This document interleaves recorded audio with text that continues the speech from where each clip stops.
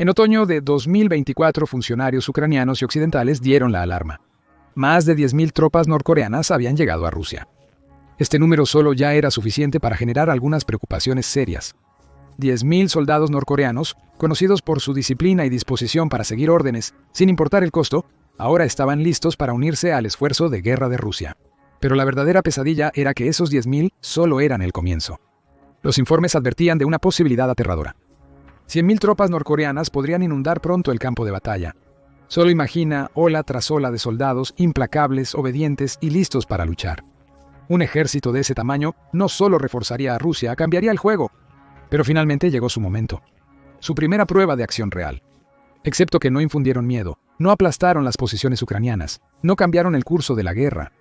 No, estos llamados refuerzos lograron una cosa, y solo una cosa. Mataron a los suyos, mataron a los rusos, a las mismas personas a las que fueron enviados a ayudar.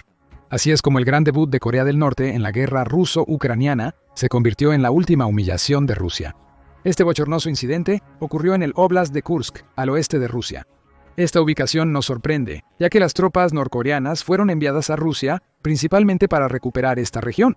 En agosto, las fuerzas ucranianas sorprendieron con una ofensiva a través de la frontera, tomando casi 500 millas cuadradas de territorio ruso y lanzando un contraataque en septiembre.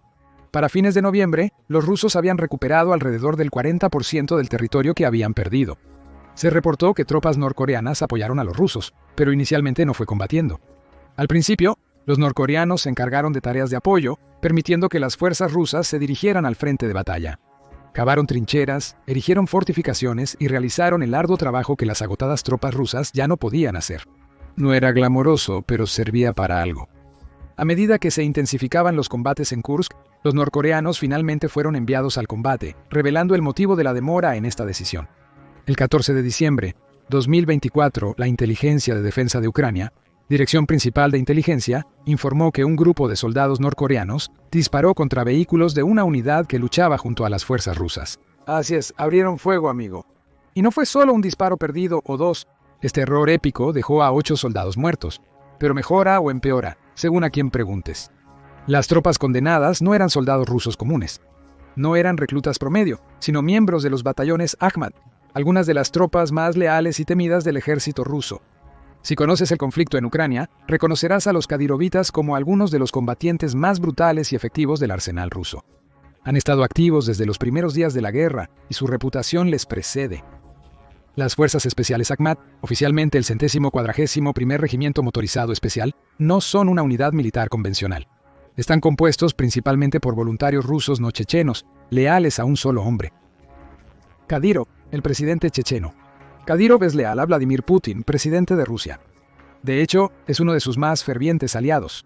El ejército privado de Kadyrov ha sido desplegado en varios puntos conflictivos de las guerras de Rusia, desde Siria hasta Ucrania.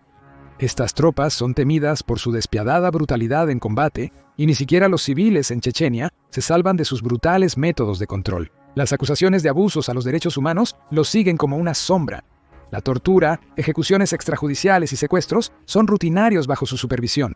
Antes de la invasión a Ucrania, Kadyrov lideraba unos 19.000 de estos feroces combatientes. En Ucrania, han desempeñado algunos de los roles más peligrosos y brutales, frecuentemente ejecutando desertores o realizando las operaciones más violentas. Su despliegue en Kursk fue parte de un esfuerzo mayor para repeler a las fuerzas ucranianas. Estos hombres no solo lucharon, fueron enviados como símbolos de la determinación de Rusia. Estaban allí para mantener la línea en una de las regiones más disputadas, demostrando que las fuerzas de Kadyrov mantendrían intacta la posición de Rusia pase lo que pase. A pesar de su aterradora reputación y brutalidad inquebrantable, no fueron asesinados por las fuerzas ucranianas. No cayeron en manos del enemigo. No, 8 de estos combatientes endurecidos fueron eliminados por sus propios supuestos aliados. Tras el derramamiento de sangre y años de ser la última línea de defensa de Rusia, estos temidos kadirovitas cayeron víctimas de un gran ups. Soldados norcoreanos los asesinaron sin distinguir entre amigos y enemigos. Hablemos de una cruel ironía. Un grupo de luchadores temidos por su capacidad para aplastar a cualquiera en su camino, abatidos por un grupo de soldados mal entrenados, que se suponía que estaban del mismo lado. ¿Pero cómo ocurrió esto? Según el Dirección Principal de Inteligencia, la respuesta de cómo pudo salir tan mal es simple y desastrosa a la vez. Sí, escuchaste bien, una barrera de idioma. Ese tipo de cosas que no piensas hasta que estás atrapado en una zona de guerra, luchando por sobrevivir, y tus compañeros no entienden lo que gritas. Aunque el Dirección Principal de Inteligencia siempre supo que la barrera del idioma sería un problema, es más preciso decir que es una bomba de tiempo. Los funcionarios rusos creyeron poder lograr un milagro al integrar directamente tropas norcoreanas en sus filas, esperando que de alguna manera las cosas funcionaran. Dieron a sus nuevos aliados un curso intensivo en términos militares, enseñándoles unas 100 frases clave como regresa a tu posición, fuego y lanzamiento. El diccionario improvisado omitía la frase no dispares a tus propios chicos. Es interesante cómo se omiten los conceptos fundamentales. Sin embargo, para ser justos, los soldados norcoreanos ni siquiera entendían los comandos básicos que recibían. Recuerda, hablamos de situaciones de vida o muerte. El legislador surcoreano Lee Sung-kwan calificó la barrera del idioma entre rusos y norcoreanos como algo más que una molestia. Fue y sigue siendo una verdadera pesadilla. Que los norcoreanos no pudieran entender instrucciones básicas era un desastre inminente. Y por supuesto que sucedió. La única sorpresa es que tardó tanto tiempo. Se informa que los norcoreanos combatieron en Ucrania desde noviembre de 2024. Los soldados fueron enviados para asistir a los marines y fuerzas aerotransportadas tras la explosión en Kursk.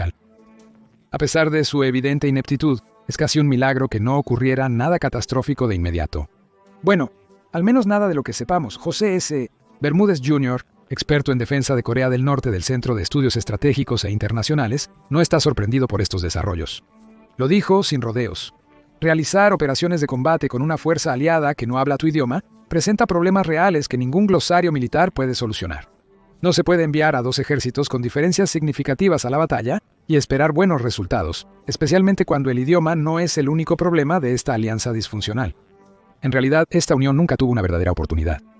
El audio interceptado de octubre de 2024 muestra una imagen caótica de la asociación ruso-norcoreana desde el inicio. En la conversación filtrada, un soldado ruso se queja abiertamente de que los líderes no sabían qué hacer con los nuevos reclutas norcoreanos. Peor aún, había un intérprete por cada 30 soldados. El escenario ideal para cualquier operación, y mucho menos una guerra. El audio filtrado, con palabrotas de frustración, revela lo desorganizada y mal preparada que estaba esta alianza desde el comienzo. Pero dado con quién estamos trabajando, no es de extrañar que la integración de las tropas norcoreanas en las fuerzas rusas haya sido un desastre total. Por un lado, están los soldados rusos agotados por la guerra, desmoralizados y sin entusiasmo por compartir filas con nuevos camaradas. La última parte podría relacionarse con el racismo generalizado en las filas rusas. Según Bermúdez, el ejército ruso tiene un nivel significativo de racismo, a pesar de la amplia diversidad étnica del país. Este desprecio cultural fue evidente desde el inicio, cuando en la conversación de audio filtrada que discutimos, se referían a los soldados norcoreanos como chinos. Confundir la nacionalidad de alguien no es la mejor forma de iniciar una alianza, ¿cierto? Piensa en quienes le daban la bienvenida a los rusos a sus patéticas filas. Soldados inexpertos con entrenamiento deficiente y pobres habilidades de combate. Claramente, esto no es lo que se les dijo a los soldados rusos. Informes iniciales mencionaban a soldados de élite del Cuerpo de Tormenta de Corea del Norte, elegidos personalmente por el líder supremo Kim Jong-un. El Cuerpo de Tormenta es la unidad de fuerzas especiales de primera línea de Corea del Norte. Están entrenados en infiltración, sabotaje de infraestructuras y asesinatos. Estos soldados están entrenados para resistir intenso dolor físico y tortura psicológica, haciéndolos formidables en operaciones especiales. En teoría, están un nivel por encima, preparados para afrontar retos con resiliencia. Aunque un puñado de soldados del Cuerpo de Tormenta fueran enviados a Rusia, representarían una fracción minúscula del total de tropas norcoreanas involucradas. Y esa fracción probablemente no incluye a los mejores miembros del Cuerpo de Tormenta, según un desertor norcoreano. Podrías preguntarte, ¿no se supone que las fuerzas especiales deben ser lo mejor de lo mejor? Bueno, sí y no. El Cuerpo de Tormenta, a pesar de ser la élite de Corea del Norte, no es un grupo pequeño y unido como los Navy SEALs estadounidenses o el Special Air Service británico. El Cuerpo de Tormenta es una enorme unidad militar de entre 40.000 y 80.000 soldados. Eso dista mucho de los pocos comandos altamente entrenados que se esperarían de un grupo típico de fuerzas especiales. Aunque están mejor entrenados que la mayoría del ejército norcoreano, no pueden compararse con las fuerzas ultra élite de otros países. La situación empeora ya que la mayoría de las fuerzas desplegadas en Rusia provienen de unidades militares regulares de Corea del Norte. A pesar de su lealtad e indoctrinación, estas unidades carecen de experiencia real en combate. Para ser franco, enviar a estos soldados al frente de la guerra ruso-ucraniana es como enviarlos al matadero. ¿Cómo es posible que un ejército de 1.3 millones de soldados en servicio activo carezca tanto de experiencia en el campo de batalla? La última vez que las fuerzas considerables de Corea del Norte participaron en una guerra fue hace más de 70 años. La Guerra de Corea, para ser exactos. Desde entonces, sus compromisos en el extranjero han sido limitados, principalmente en roles de asesoramiento o no combatientes. Corea del Norte envió tropas a Vietnam durante la guerra, pero solo unas pocas docenas participaron en combate directo. También tuvieron roles menores en la guerra de Yom Kippur y apoyaron a Siria durante su guerra civil. Sin embargo, estos compromisos, aunque notables, fueron limitados en escala y alcance. Los números te dirán cuánto. Corea del Norte desplegó menos de 100 soldados a Vietnam, 1.500 a Egipto y solo un puñado a Siria y Uganda. Comparado con los más de 10.000 soldados enviados a Rusia, se puede ver la desproporción. Por eso expertos como Mark Kansian, del Centro de Estudios Estratégicos e Internacionales, describieron al ejército norcoreano como completamente adoctrinado pero con baja preparación. Las tropas enviadas a Rusia, incluyendo las del Cuerpo de Tormenta, carecen de la experiencia de combate real y práctica vital en un campo de batalla moderno. La inexperiencia de las fuerzas norcoreanas frente a los experimentados soldados ucranianos sugiere que sufrirán brutales bajas, y matar a sus propios aliados no será el último error que cometan en este desafortunado despliegue. Algunos expertos afirman que las tropas compensan su falta de experiencia de combate con entrenamiento. Analicemos la afirmación. Es posible que el aclamado Cuerpo de Tormenta tenga un buen entrenamiento, ya que estos soldados son sometidos a intensos ejercicios de resistencia física y psicológica. Los entrenan para soportar dolor, hambre y tortura mental en ejercicios que harían a cualquiera ceder bajo presión. Sin embargo, nada de eso se traduce en efectividad en el campo de batalla contra las fuerzas modernas. La resistencia no gana cuando hay drones y misiles en el aire. El Cuerpo de Tormenta, orgullo de Corea del Norte, no será más que carne de cañón contra las experimentadas fuerzas ucranianas. Y luego está la realidad para la mayoría de los soldados norcoreanos comunes. Estos chicos son tan novatos como los hay. Son reclutados a los 17 y sirven por 10 años, pero no es una década de entrenamiento militar avanzado. Se trata más de adoctrinamiento y resistencia física que de verdadera preparación para el combate. Aún peor, muchos soldados pasan más tiempo cultivando y haciendo trabajo manual que aprendiendo a luchar. Hablemos de lo que Rusia intentó hacer para solucionar esto. Es simple, intentaron entrenarlos. Las bases militares rusas de Ussurisk a Khabarovsk Krai se transformaron en campos de entrenamiento.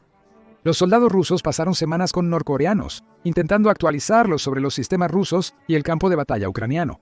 Pero seamos realistas. Ni el mejor entrenamiento puede compensar la falta de años de experiencia.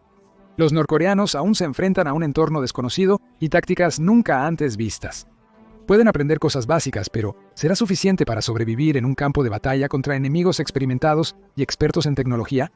Lo realmente sorprendente es que el propio ejército ruso no puede dar una formación adecuada. El Kremlin envía tropas al frente con poco entrenamiento, y estos reclutas luchan como los norcoreanos. En este caos, los soldados norcoreanos estarán fuera de su profundidad sin importar su entrenamiento. Podrían superar al recluta ruso promedio, pero eso no implica que tengan posibilidades en el campo de batalla, sobre todo cuando luchan con las armas que les dieron. La inteligencia militar ucraniana informa que los soldados norcoreanos cerca de la frontera ucraniana han sido armados con armas de infantería estándar, fusiles de asalto, misiles antitanque y lanzagranadas. En papel lucen bien equipados, pero ahí está el truco. No han sido entrenados para usarlos correctamente. Pyongyang ha adoptado muchos sistemas de armas soviéticas, lo que genera cierta familiaridad, pero no es suficiente. Los soldados no se alistaron ni estaban preparados para un campo de batalla de alta tecnología.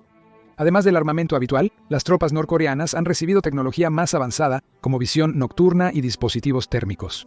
Estas herramientas pueden cambiar el rumbo de la batalla en las manos correctas, pero esas no lo son. Los soldados norcoreanos no están entrenados con este equipo. No pasan su tiempo aprendiendo a operar drones o equipo militar de alta tecnología. El entrenamiento en casa no los preparó para estos sistemas complejos. Su entrenamiento en Rusia pudo haberles permitido familiarizarse con estas armas avanzadas, pero no dominarlas. En una guerra donde el tiempo es crucial y la tecnología domina, eso es una falla fatal. Por eso se informa que las tropas norcoreanas en Kursk están cubiertas por drones vuelo en primera persona en vez de operarlos ellos mismos. Y esto es solo una parte de las penurias de Corea del Norte en Rusia. Estas tropas, controladas por un régimen brutal, están en el nivel más bajo de la jerarquía militar rusa, como era de esperarse. Son carne de cañón, activos prescindibles para Moscú en sus intentos de reforzar su guerra. Rusia los usa como amortiguador para cubrir sus pérdidas. Por eso salen informes diarios de Kursk, indicando que estas tropas sufren grandes pérdidas. El 1 de diciembre, el presidente ucraniano Volodymyr Zelensky reconoció las bajas norcoreanas. Aunque Rusia ha intentado ocultar la verdadera magnitud de estas pérdidas, es difícil esconder la cruda realidad.